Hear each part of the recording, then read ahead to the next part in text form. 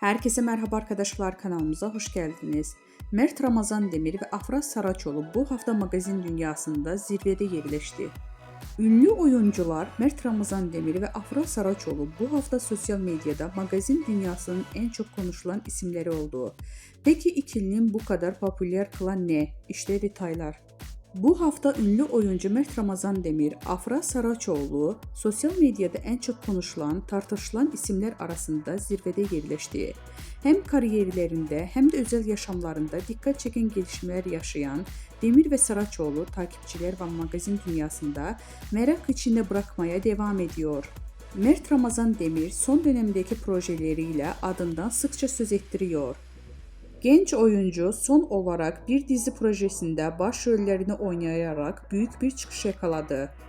Hakkında çıkan dedikodular ve özel hayatına dair sorular ise Demir'in sosyal medyada yoğun bir şekilde konuşulmasına neden oldu. Öyle ki Demir'in hem sahnede performansı hem de gizemli özel hayatı hayranları tarafından büyük bir ilgiyle takip ediliyor.